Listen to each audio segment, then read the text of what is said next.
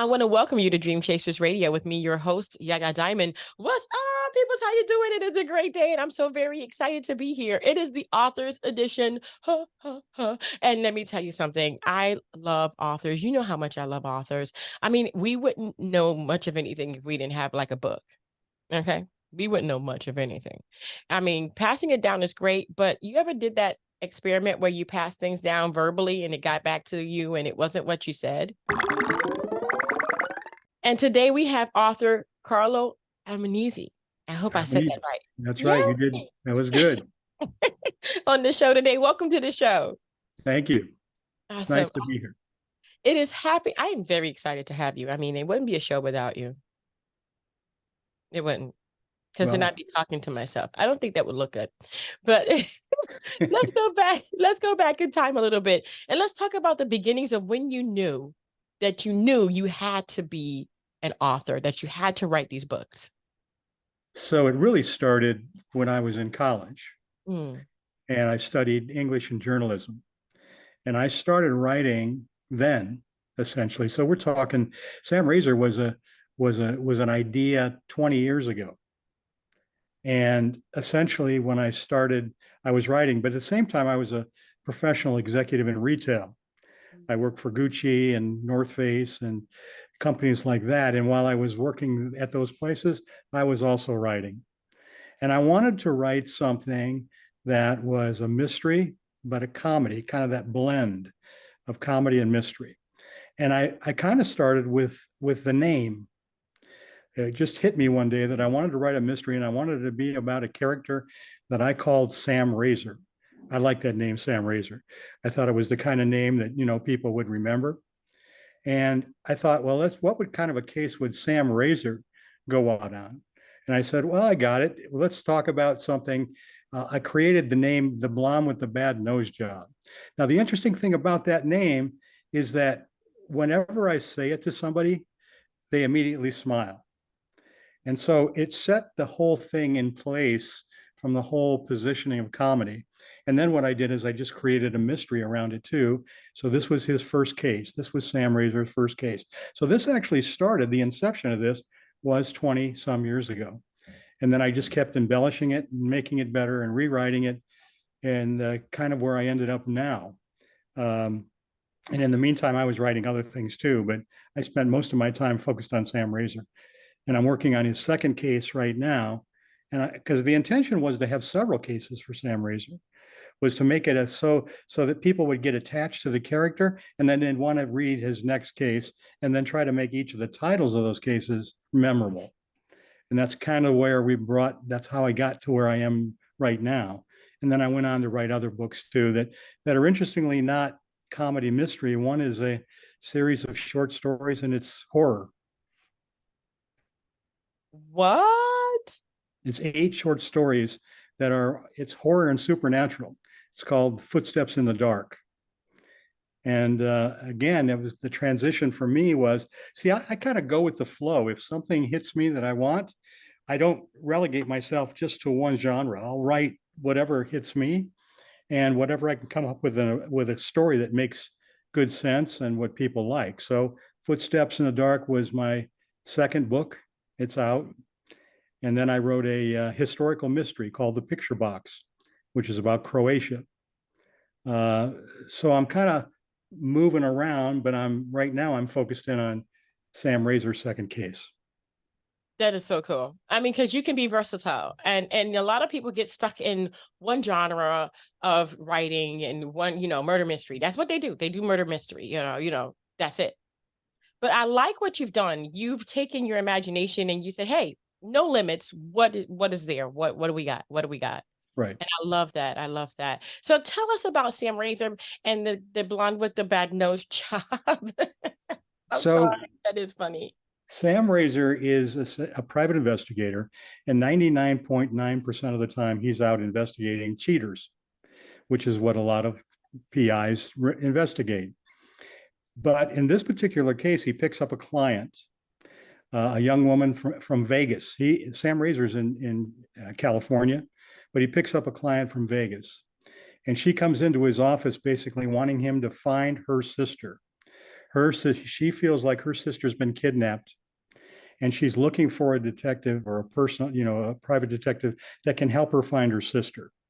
Now, he's not into those kinds of cases. He's certainly more, into the idea of trying to catch people cheating, but he picks the case up anyway because she offered him a lot of money. So he said, okay, how hard can it be? So he goes off to Vegas and he gets involved in this case where the sister, the crux of the story essentially is that the two sisters have a lot of money. And one of the sisters is a gambler and she owes a lot of money from gambling. But she doesn't want to tell her sister about it because she's afraid of the reaction she's going to get from her sister. So what she does is she goes and bows and sets up her own kidnapping. And she wants to use the kidnapping to get her sister to pay the ransom, which she's then going to use essentially to pay her gambling debt. But the whole thing goes way off kilter. And of course, Sam gets involved with this thing, and he's close to being killed a few times, and he solves it, but it's a whole series of mishaps and adventure and a big long adventure with him in Las Vegas, which he always says from the beginning that he hates going to Vegas because Vegas, first of all, it's too hot.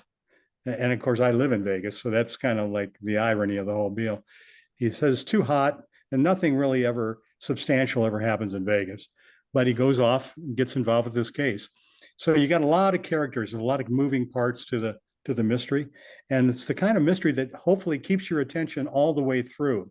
A lot of twists and turns, a lot of interesting interactions, and a lot of comedy because that's just how Sam Razor thinks. Right. Right. I've always heard authors say that they get enwrapped into their characters. I mean, who and what did you do, and who's more patterned after your life or the imagination of your life in the book? Well, Sam is, because to me, if I was when I started to write the character, I really copied him on myself. I went in and said, okay, if I was a private investigator, how would I want to be? Who would I want to be?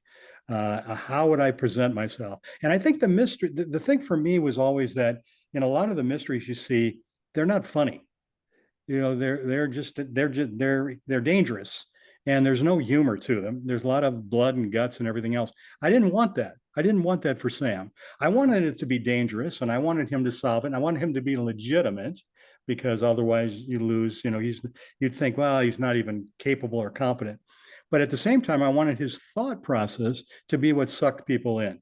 The way he says things to himself that are out of the ordinary. If he looks at somebody, in this one scene, he's talking to the woman he meets that wants to hire him, and she's beautiful and she's in great shape and the whole bit. And essentially, he wants to make her think that he's also into working out and very competent. So he basically tells her that, well, he got a black eye because when this case starts, he's chasing or looking into finding the wife that's cheating. And in the process of chasing the wife that's cheating, he basically finds out that she is cheating, and that the husband of the wife she's been offered $2 million. So essentially she's cheating, but if she stays with this rich old guy, she's going to get $2 million. And Sam's comment is, well, hell, for $2 million, I'd stay with him for 6 years. It's that kind of interaction. And then, so the reality is those are the kinds of things that I think are important for me, because that's the kind of personality I have. I like to actually find the humor in just about everything. Now, then I can flip sides and I can do supernatural horror, because I actually happen to like that genre. I like the whole supernatural thing, but there's nothing funny about those stories. They're more just, supernatural. Yeah, yeah. Wow. That is so cool. I mean, writing, sitting there and being imaginative, putting yourself in those shoes that are never really, they were never really shoes to begin with. How do you do that? What is your process? It's interesting. Well, first of all, where it starts with me, strangely enough, is environment. What's going on in the world in general? Things should in some cases, I want things to be topical, but I want there to be a point. For instance, in Footsteps in the Dark, it's good versus evil. And so in each one of the stories, whether it's supernatural or horror, it's a bad guy being taken over by a good guy. I want them to be horror stories with a moral or horror stories with a message. So I'll start there. I'll start with something and say, okay, like for instance, I'm writing some story. I'm writing 8 more right now for Footsteps, and essentially, there what's happening is, it's topical. Like a big topic for me is homelessness, and that's it's proliferated, and there's a lot of people that are having difficulties with money, and they work hard to get a home, and the next thing you know, through no fault of their own, they lose their home, so they're homeless. And and we have a tendency, it seems, at least most people don't, but there are people out there that look down on people that are homeless, because the reality is that they're on drugs, or they find some reason, they make excuses for why the person's that way. But some things are just circumstance. They have nothing to do with drugs. They had to do with the fact that they got sick and they lost their job. Well, I'm writing one now called Homeless, which is about a family that had a house, and the wife gets sick and they lose the house. But the mortgage company that got them the house to begin with, they think they've got a pretty good in with this guy. And as it turns out, it's the mortgage company guy against the homeless man and his wife. So it's that good versus evil. And in Footsteps, I do that, all the 8 stories. Sam Razor was a little bit different, because I wanted Sam to be a legitimate private investigator. And so I started with a title. That's why I started with The Blonde with a Bad Nose Job. I sat back and said, okay, what's an interesting title? What's a title that'll catch people's interest? That was the title. So I work a little bit on titles if I'm sitting back. So my process is to sit back and say, okay, what message do I want to send? If somebody reads one of my books, what do I want them to walk away with and feel when it's over? And so I like short stories. I don't write real long things, because that's the other part of what I do. I mean, I'm not really writing intricate long novels, because that's just not what I'm into. I don't spend as much time. But if I think there's a story in something, I'll sit back and say, okay, how can I develop it? So it's kind of like my process is to go where the flow is. What do I, what, and I'm dedicated. So is it something that I can actually feel comfortable spending a lot of time doing in front of my computer? Yeah, yeah. People write some on computers, some write on paper, some Yeah. dictate into their phone. What's easier for you when you're coming up with something? Not that when you are decided, okay, this is the subject of it, but how do you document that? I do the same thing. When I first started writing, this was a while back, 20 years ago, we had word processors and the whole bunch of, that stuff. And I introduced myself, obviously in college, to my computer. I do it all on computer. I'll sit down and open up a blank page. And what I'll do is I'll write the first 2 sentences.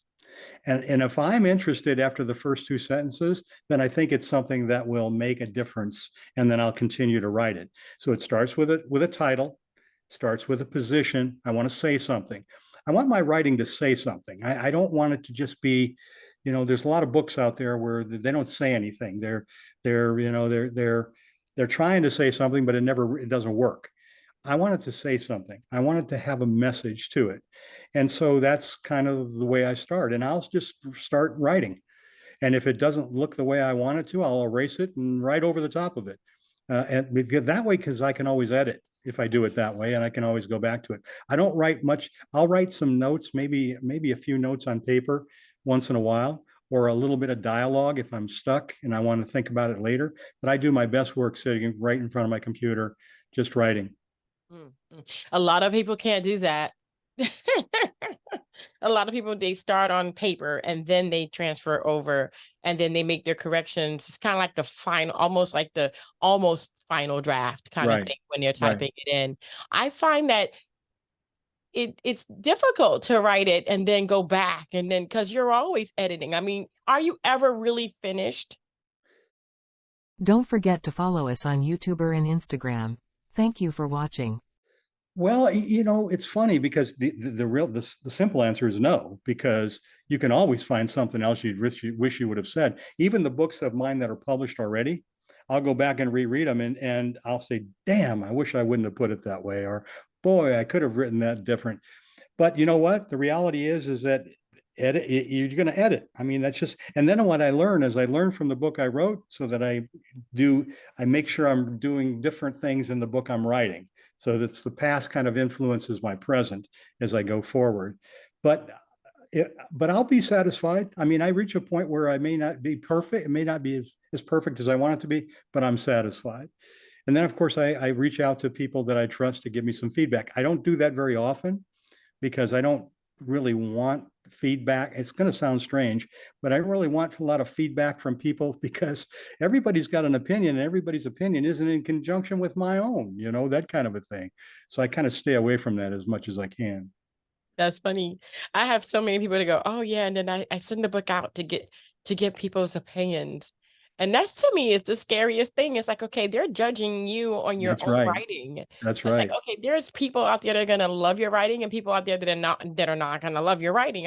How can you judge my writing when there are some people that will and some people that won't like? Well, and you're always dealing with frustrated writers too. Mm, That's the problem.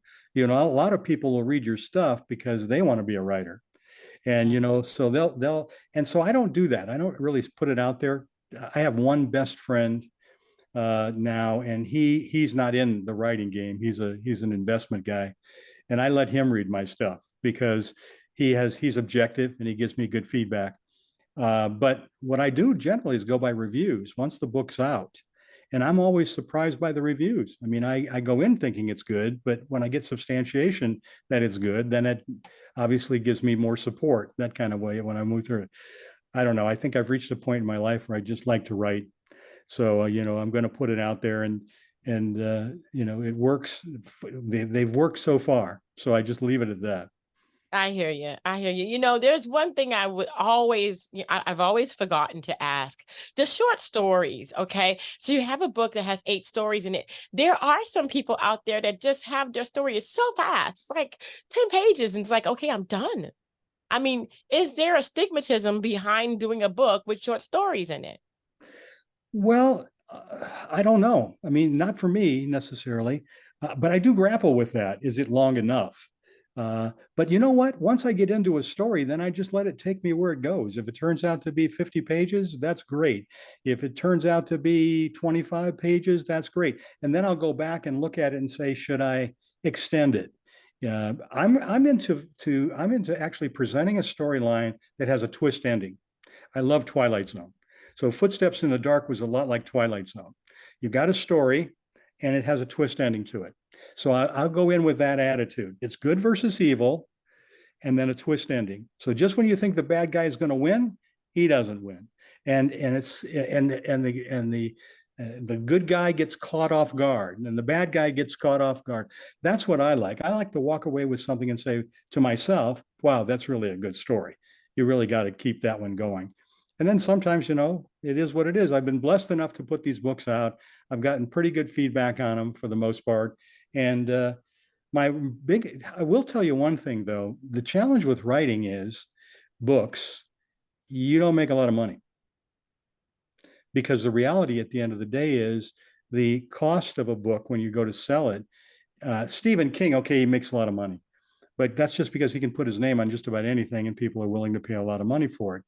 For me, I sit back and say, what I want my books to be and my stories to be are big enough to be a film, are big enough to be on television, are big enough to be different.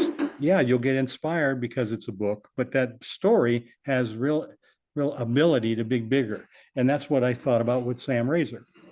Sam Razor is a great character in my estimation, and he's going to have a few cases, and these cases really do have, in my opinion, the potential of being off the page, television or film. So that's kind of my approach too, is figure out a way, in your business, for instance, what makes you different than other people that do what you do? Right. And I think it's just the element of the person themselves, Right. putting you into the pages.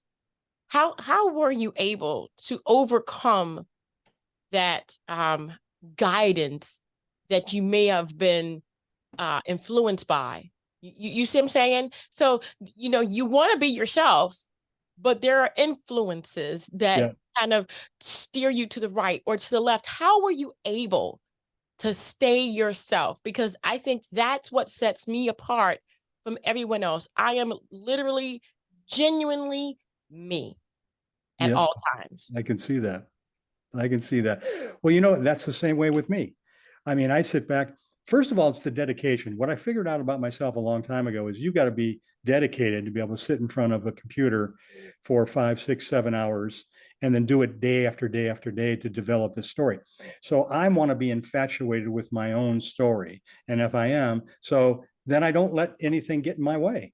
I keep coming back to it. I just don't, because I love it.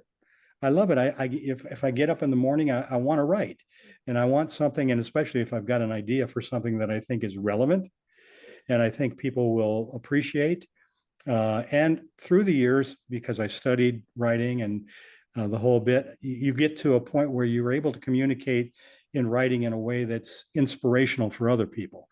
You get to a point where your style, like you said, you have a certain style. Well, I believe that I have a certain style, and my style comes out, and you can kind of see that style moving no matter what genre I'm in. It's that same kind of style. And then having these characters really spices up my life because I have a detective now that I can create just about anything I want to. And if I want to write a horror story, I can just write about any, and I don't copy. That's the other thing. I won't copy, someone else that's out there doing it. I there's all kinds of ideas for horror stories. I'm just not into it, the blood and gut stuff. But it's ironic. I'm not into writing it, but I watch it because sometimes you watch it for inspiration, just to see what's trending. Right. No, I don't watch horror stories. Everybody knows that watches this show that I am a wuss. And I've seen there's only one person that's ever made it, a black person, to the end of the movie. That is LL Cool J. Every black person always gets hanged, just gets killed right in the beginning You or know what? That's really, so, really true. I would just watch, yeah. I just watched the film Get Out. Did you ever see that one? Come on. I have. I regretted that one. Yeah, because I'm a wuss. I was scared for days. I was looking at the front door. We even have this thing where we put on the front door that it makes this big sound. If you open my front door or my back door is like guarded because yeah, no, no. Yeah, I agree with you. It's just that's why I like to go between comedy and because I like to come back to something that's fun and funny. I feel good when I see something that's funny and something that is inspiring to me. And that's kind of the way I look at it. I want people to be inspired. And at the same time, I want to go places that my mind will take me. I mean, if I can write a story on homelessness, then but there's a point to it. I've met some interesting people in my life too. When I worked at Gucci, especially, I was with them for a long time. And at Gucci, all my clients were very, very famous movie stars. But I met this one doctor. He was an immunotherapist, and he was from Germany. And he told me about the fact that he had a cure for cancer. He told me that when I met him. He was a customer of mine at Gucci's, and he would come in and buy his men's ready to wear, and I would sell him ready to wear. And I got to know the man. He was a fascinating man, smart as a whip. So he started telling me that I have a cure for cancer. And I said, come on. He said, no, it's all based on immunotherapy. The only way the body can fight cancer is through its own immune system. So I got so fascinated by the guy, I asked to write his life story. I said, look, I want to write your life story. This is pretty fascinating. Well, what came out of it is it didn't work about his life story because he moved away. However, I'm writing a couple short stories right now. One of them is called The Cure, which is about this doctor or a doctor that comes up with a cure for cancer.